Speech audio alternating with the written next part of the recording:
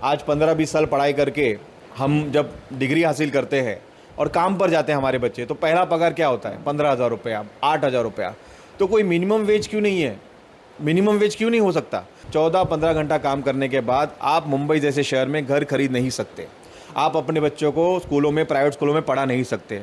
अगर कोई घर में बीमार हो जाए तो अस्पताल में लेकर इलाज नहीं कर सकते। तो फिर हम वोट क्यों इन सरकार को दे रहे हैं, ये सवाल है। जय हिंद दोस्तों, मेरे साथ है CPIM के सादिक बादशाह जी। सादिक बादशाह जी, आपकी पार्टी भी इंडिया अलायंस से जुड़ी हुई है। ठाणे लोकसभा क्षेत्र में इंडिया अलायंस के उम्मीदवार राजन विचारे हैं। क्या संदेश देंगे पूरी ठाणे लोकसभा की जनता को कि इंडिया अलायंस को इस बार क्यों वोट करे?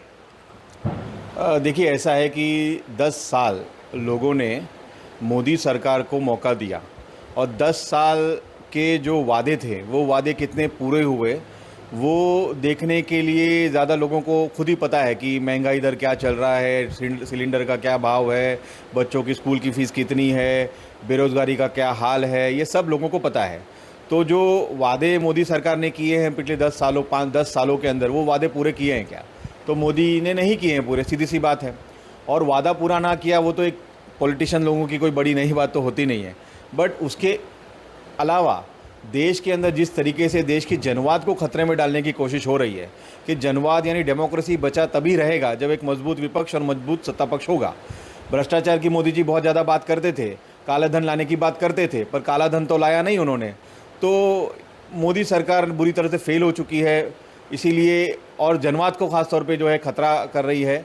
तो उसके लिए मुझे लगता है कि जनवाद को बचाने के लिए इंडिया अलायंस के सभी घटक दल जो खुद आपस में कई मुद्दों पर मतभेद है आपस में, लेकिन क्योंकि पहले जनवाद बचाना है तो साथ में आए हुए हैं। तो इंडिया अलायंस का जो उम्मीदवार है राजन विचारे जी, थाने कॉन्स्टिट्यूंसी है, उनको भारी मतों में वोट हमको देना चाहिए। आजकल आप देख रहे होंगे कि पिछले कई दिनों से मुसलमानों को संपत्ति बांटने के संबंध में मंगलसूत्र बेचकर मुसलमानों को दिया जाएगा, ऐसी कई बातें सुनने मिली होगी, जिसमें से ऑफ कोर्स बहुत सारी बातें गलत ही हैं।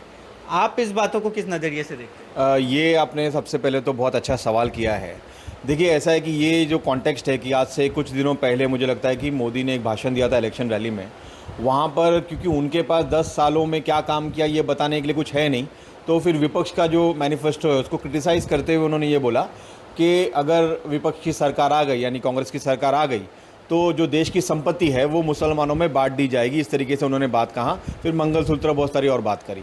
तो ये कितना सच है इसके बारे में अगर आप सोचोगे कि आज देश की आबादी है 140 करोड़, 140 करोड़ में से कुछ समय के लिए आप 20 करोड़ मुसलमान यानी 18% 15% मुसलमानों को भूल जाएं तो 120 करोड़ जो लोग हैं वो नॉन मुस्लिम्स लोग हैं।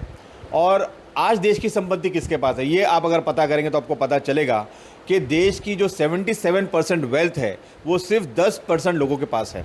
और तो फिर इसका मतलब ये कि जो बाकी 70 से 80 करोड़ लोग हैं उनके पास तो कोई संपत्ति नहीं है। तो क्या आज देश के हिंदुओं के पास संपत्ति है? तो ये जो संपत्ति की बात कर रहे हैं ना, मोदी जी सिर्फ एक ही चीज़ करते हैं, हिंदू मुसलमान को बांटने की कोशिश करते हैं। और देश की संपत्ति जो है, उनके जो खास दोस्त हैं अडानी अंबानी, अभी कुछ दुश्मनी हुई होगी अभी हाल ही के जो स्पीच है उसके बाद। बोलने वाला था कि अभी तो अडानी अंबानी पर मोदी जी ने बहुत गंभीर आरोप लगाए हैं कि कांग्रेस को, स्पेशली कांग्रेस को नाम लेकर कि गोनी भर भर के पैसा दिया गया है, काला धन दिया गया है, ये सब चीज़ें कही गई। तो कांग्रेस के नेता ये कहने लगे कि भाई आप अंबानी अडानी अगर ब्लैक मनी हमको दे रहे तो आप उनके इधर रेड करवाओ। बिल्कुल सही बात है। मतलब ये तो अडानी अंबानी को सीधे खुले शब्दों में मोदी जी ने चोर बोल दिया। तो अडानी अंबानी बिजनेसमैन है, उनको दिख रहा होगा कि परिवर्तन होने वाला है और बिजनेसमैन चाहते हैं कि वो सबसे रिश्ता अच्छा रखें।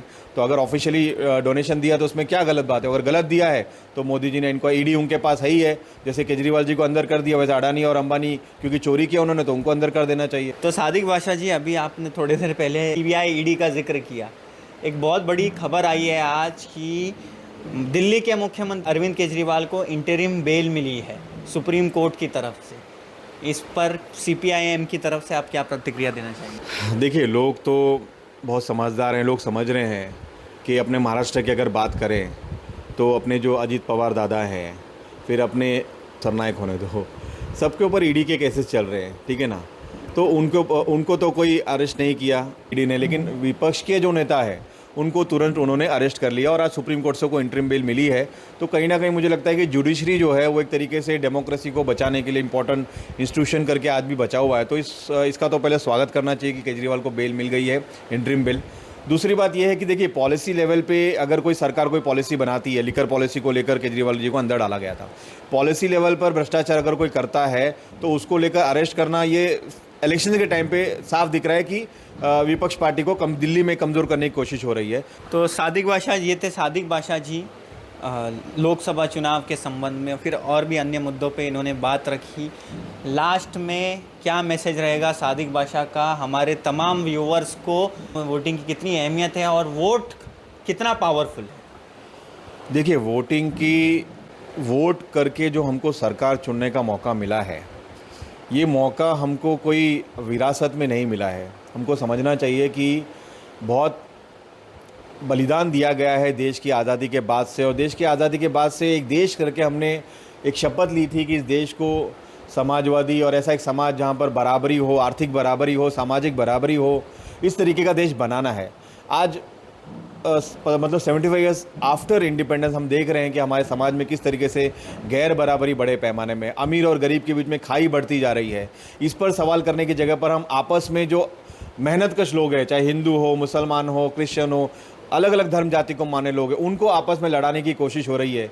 तो ये जो ट्रिक है भारतीय जनता पार्टी का, इसको समझते हुए ना आपस में लड़ना बंद कर बीजेपी को किसी भी हाल में हराने की ज़रूरत है। और जो हम जैसे जो वर्किंग क्लास लोग हैं, काम करते हैं, अपना 2 वक्त का रोटी कमाते हैं, आज 14-15 घंटा हम काम करते हैं, ठीक है।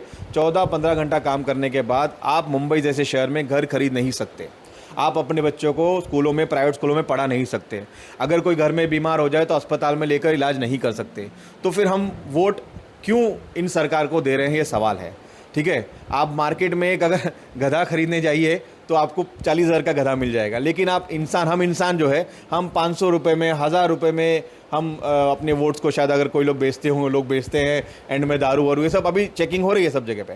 तो हमारे जो एक वोट की कीमत को समझते हुए सरकार को जनता से डर होना चाहिए। वो डर को बनाने के लिए सरकार को लगातार, किसी भी सरकार को सत्ता में रहना ज़रूरी नहीं है। और ये सब चीज़ों को लेकर जैसे मैं बोलना चाहूँगा अंत में कि आज 15-20 साल पढ़ाई करके हम जब डिग्री हासिल करते हैं और काम पर जाते हैं हमारे बच्चे, तो पहला पगार क्या होता है? 15,000 रुपया, 8,000 रुपया। तो कोई मिनिमम वेज क्यों नहीं है? मिनिमम वेज क्यों नहीं हो सकता? जब एक नेता को, एक एमएलए बन जाए, एमपी बन जाए, उसको पेंशन मिल जाता है ज़िंदगी भर, एक आदमी उसके बाद पेंशन ज़िंदगी भर मिलता है, लेकिन हम जो मेहनत करते हैं, हमको काम करना है, और जब बूढ़े हो जाए तो सरकार पेंशन भी नहीं देती है। हर चीज़ हमको मार्केट में पैसा देकर खर्च करके करना पड़ता है। तो आज हमारे से एजुकेशन नहीं मिल रहा, हेल्थ नहीं मिल रहा, सरकार से हमको कुछ नहीं मिल रहा, तो ऐसी सरकार को क्यों रखना? इस सरकार को हटाना ज़रूरी है।